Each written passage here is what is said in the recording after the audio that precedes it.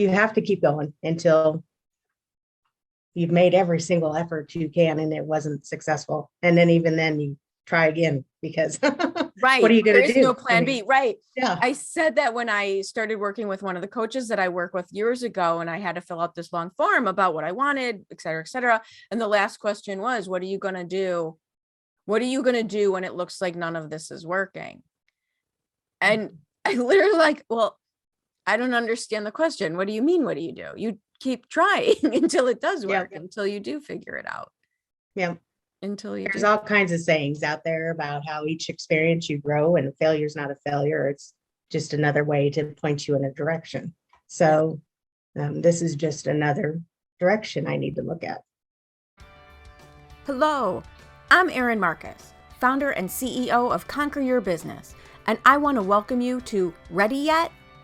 If all you needed was a step-by-step plan of what to do, you could buy a book on how to succeed and you would be all set. But here's the rub. You'll never do what it takes until you become the person it takes to do it. The Ready Yet podcast is dedicated to those who are ready to become the person who succeeds, ready to become the person who steps into more, and ready to become the best version of themselves. In the I'm Ready interview series, join me for inspiring conversations with people who figured out who they needed to be in order to achieve their dreams, and were brave enough to be that person. Hello, and welcome to this episode of the Ready Yet podcast. I'm really excited for my guest today, Cindy Beving, because, well, for a lot of different reasons, but I've known Cindy for a couple of years now. I met her when I was speaking at a networking event. She ended up becoming one of my clients. We kind of like each other. She's got a cool dog vibe thing going, but also she has something going on that I think a lot of people, entrepreneurs and small business owners face, and that is being a caregiver in your family, especially across states, while trying to maintain, grow, and keep your business running. So before we get into that conversation, why don't Cindy give everyone a little bit more of a formal introduction to who you are and what you do when you're not schlepping back and forth between states? Well, hi, I'm glad to be here. My name is Cynthia Beving, and I live in Tucson, Arizona, and I own two businesses. I have Beving Books, which is an accounting services company that does anything from bookkeeping services on up to virtual CFO. And then I also own Sweet Success, which is a commercial office space that I lease out as executive suites. Awesome. And I don't know if you know this, you might know this if you don't remember it, but one of the reasons I am even more intrigued and interested in, not just because I like you, but in what you're doing, is my background, my corporate background is in long-term care insurance. And the business I owned before this had to do with families with aging parents. So I have spent 15 plus years immersed in exactly in the services side, as opposed to the experiential side of exactly what you're going through. So, I mean, I hate to just like jump right in, and I really appreciate you being willing to share this because it's current. How, I'll just start asking random questions. Like, how often are you going back and forth between these two places now? Oh, yeah, my stepdad sent me a text in probably was the end of September, October. He's like, you need to come see your mom. Something's wrong. Yeah. And so I was like, okay. And I had talked to mom, texting back and forth, and it seemed fine. And I went to see her and definitely could tell a difference. And we had gotten her set up and she had some testing done, and she was officially around Thanksgiving, she was diagnosed with dementia. Mm-hmm. So I have been going since then at least once a month back to Texas. I usually fly. Sometimes I drive, but driving is very therapeutic for that process, actually, because you get a chance to like get some things out, and you can sing out loud with window down and nobody hears you, or you can cuss and cry and do all that stuff. And it's a good time to just release. Very true.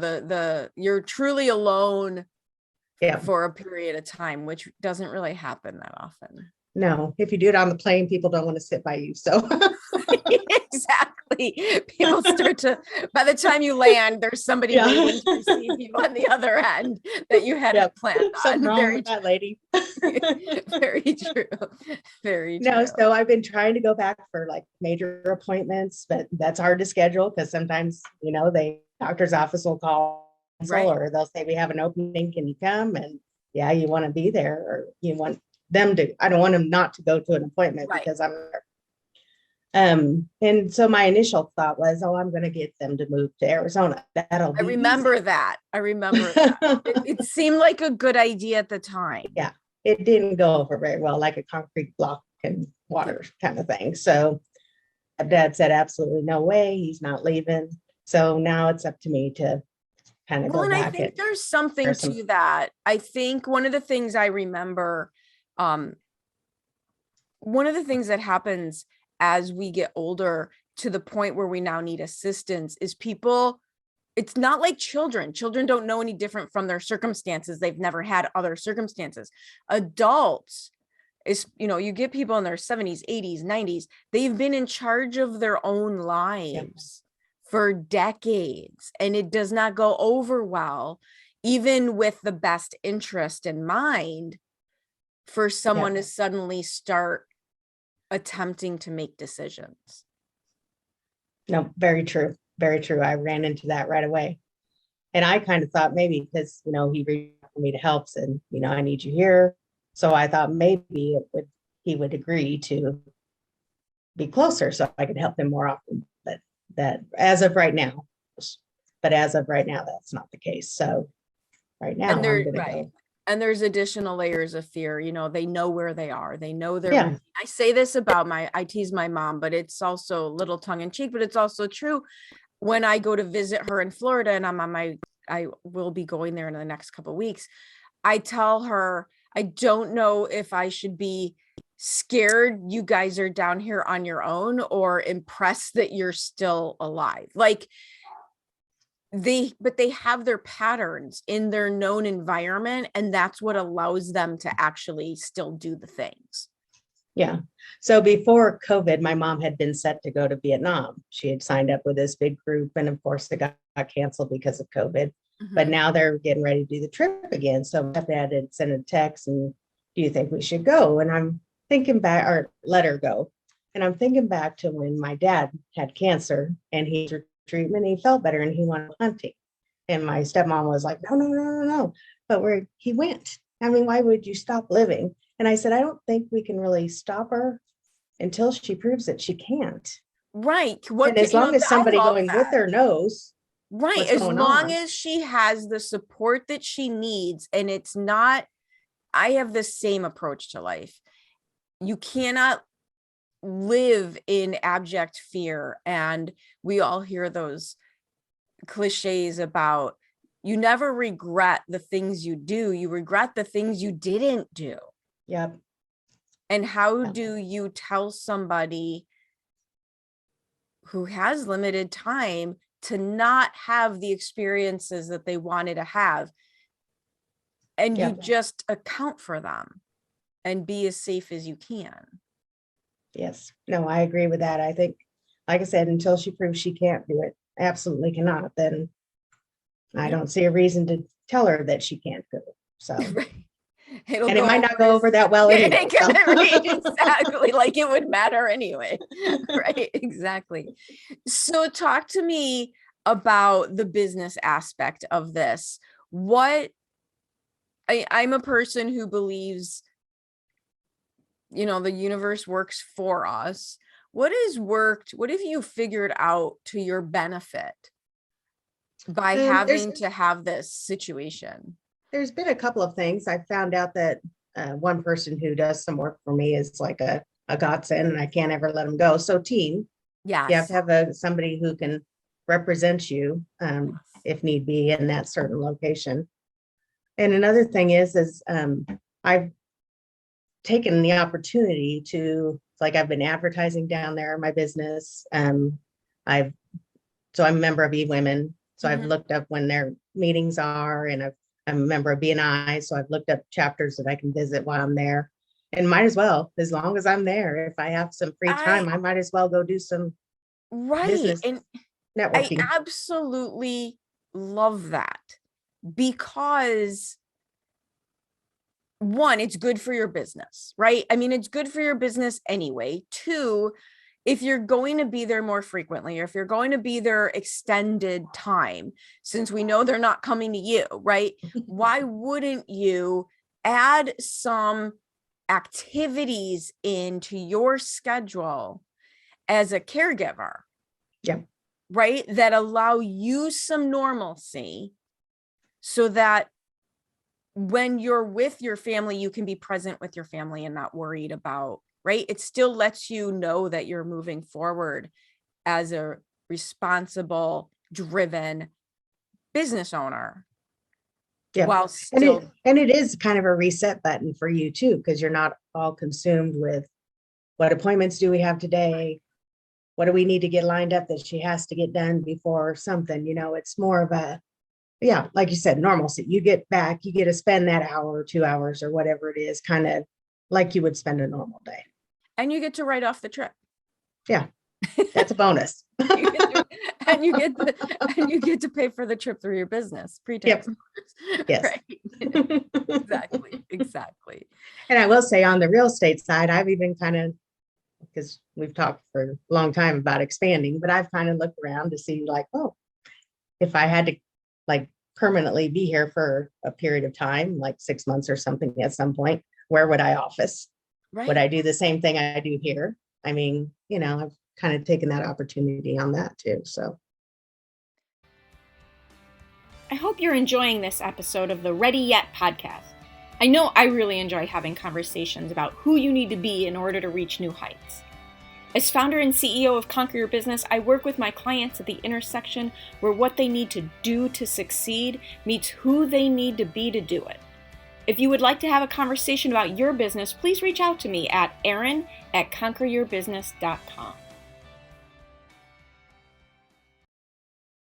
No, it makes complete sense about taking your circumstances. One of the things that I've talked about for a long time, and it started really becoming obvious to me when COVID hit, is the truth of the matter is, yes, there's certain situations, and as we have this conversation, there's things going on in Ukraine where those people are literally have no other options. So I'm not talking about extreme situations, but for the most part, outside of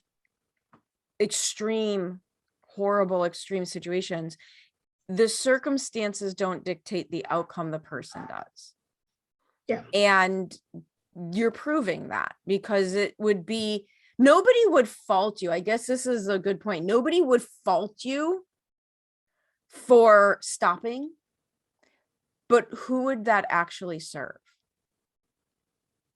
Yeah. And nobody but myself, probably, for letting go of a missed opportunity. Right. I mean, because I think there's always, even in a really bad situation, like you were saying, there's always opportunity for something. Yeah. So to grow in some way. Right. So. And to learn and to do realistically what needs to be done, and lean in to the uncomfortable situation instead of what most people do, which is to just retreat and shut down. Yeah. Oh, there's been plenty of times when I've thought that too. I'm like, how in the world am I going to get this done? But team. Yeah. Team, and got to stay motivated. Yeah. I mean, you can't. It would be easy, like you said, it would be easy just to say, oh my gosh, she needs my total attention. I can't do anything on the business right now. But I also can't do that, because that's how I support myself. So you have to kind of find the middle ground where you can do both. So where do you think that comes from? Where does the drive come from? I've always considered myself to have a very strong work ethic, and be it when I'm working for someone else or for myself, I have commitments and responsibilities now too, just like I had. So I have to, I have to keep the lights on, so to speak. I have to keep going. So Unless something drastic happens, It's a there's not going to level, be any change. yeah, it's an absolute level of personal responsibility. Hmm. And it's also the reason your business does well. Yeah. You know, You have to keep going until you've made every single effort you can and it wasn't successful. And then even then you try again because what right. are you There going to is no do? plan B. Right. Yeah. I said that when I started working with one of the coaches that I work with years ago, and I had to fill out this long form about what I wanted, et cetera, et cetera. And the last question was, what are you going to do? What are you going to do when it looks like none of this is working? And I literally like, well, I don't understand the question. What do you mean? What do you do? You keep trying until it does work, until you do figure it out. Yeah. Until you There's do. all kinds of sayings out there about how each experience you grow and failure is not a failure. It's just another way to point you in a direction. So this is just another direction I need to look at. So Absolutely. Absolutely. So what is next for you? um, well, so I really like the real estate side. I am actually considering because they live in San Antonio and real estate prices are they're still reasonable there, not like around the rest of it. So I'm considering maybe buying someplace that I can do like an Airbnb or something and Love use it. while I'm there. I You're would one of love to those, flip the place, and when but you're talking about, so many people talk about multiple streams of income. And now I happen to know, because you have co-working spaces, that COVID did a little bit of a number on mhm, that investment, but those are long-term investments, and you knew that and you stuck with it. And now it's turning around and the return yeah, on your investment will absolutely be there. But what you're doing that's so smart is, yes, multiple streams of income, but grow one at a time. Like, your business is up and running. You have team, you have processes, you know how to get clients, you have a growth plan. And now you're looking at the next stream. You're not trying to start from scratch on 7 different things at once. correct. Yeah. And I've actually I have a client who does a lot of Airbnb, so I've learned a ton from him. There you So I go. don't have to start at ground zero. Right. Exactly. So I I think it would be a really good opportunity because San Antonio is like a big tourist town with I SeaWorld and love all it. that there. It's one of So the few places in Texas. I like Austin, and I do mhm, like San Antonio. Absolutely. yeah. So and plus I wouldn't have to stay with my folks all the time when I'm there. You That's go. You can another perk of it. rent your own Airbnb from yourself. Absolutely. Right. Absolutely. So one of the things that I often ask people, um, as an entrepreneur, because I think when we market ourselves, when we market our businesses, we put our best foot forward so that we show up in confidence, so that our prospects see us as someone who could actually solve the problem that we claim to solve. And that's all important. But there's also, to me, a need to share the truth of the entrepreneurial journey, success through effort. Like, what have you tried that just hasn't worked, that we could help lessen somebody's learning curve? I say that all the time. Don't do it the hard way that I did it. Here, learn from my mistakes. What I would say because I was used to just sitting in an office and nobody came and saw me unless they needed something or there was a problem. I didn't have to go out and network and try to get leads and stuff. And that's probably been the hardest thing for me is I'm used to people just coming to me and giving me work, or I was. right.